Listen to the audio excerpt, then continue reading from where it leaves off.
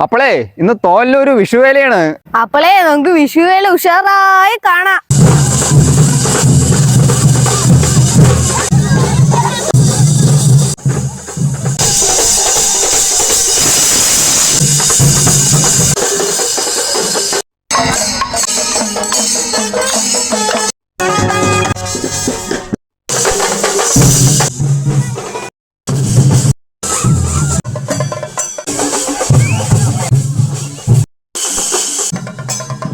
അപ്പളേ തെച്ചിക്കോട് രാമചന്ദ്രൻ വരുന്നുണ്ടെന്നാ പറയണ്.